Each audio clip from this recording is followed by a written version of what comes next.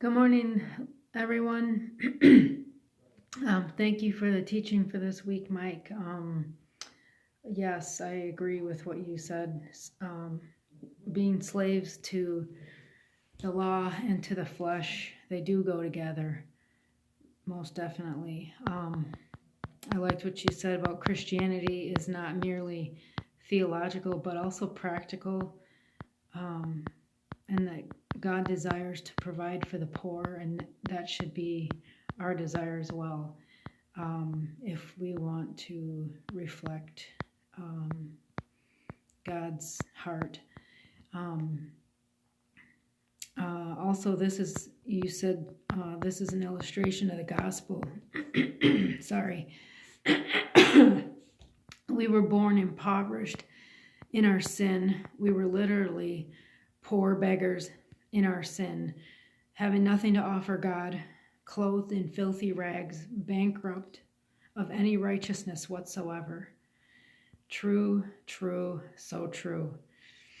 And then you also said Jesus, when he was with the Father in heaven, had spiritual wealth, but when he offered himself on the cross, he transferred that spiritual wealth to my account, to our account. He emptied himself and gave me his all. So the question at the end was, what is it about the gospel of Jesus that inspires and enables me to look out and see the needs of others and meet their needs? So my answer is actually kind of a question in part. How can I possibly look out and see the needs of others and not meet those needs, whether they're spiritual, physical, etc., when it's in my ability to do so, after all that Jesus has done for me, after the horrible pit of sin that he pulled me out of and rescued me from, out of the spiritual poverty that I was in.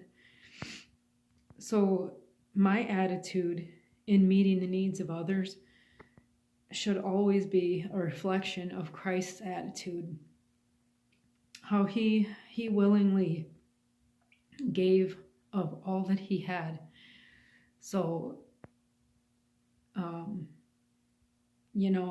I need to be willing to give of the resources that aren't even mine anyways. They belong to God, and he has entrusted them to me.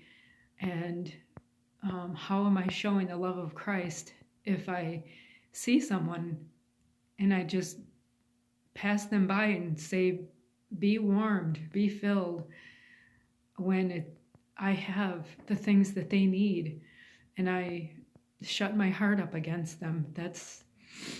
That's not the love of Christ. And if I have the best news of all time, and I can see others who are needing that message of the gospel, the glorious gospel, how is my heart? My heart is not going to be reflecting Christ's heart if I don't share the gospel with them. So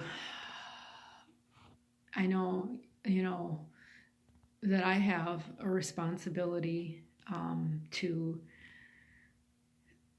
even before I go out of my apartment or house or wherever I'm living, I have a responsibility to be filling myself with the gospel and asking the Lord to lead me to someone that I can share the glorious gospel with, someone that is in desperate need and who is spiritually poor.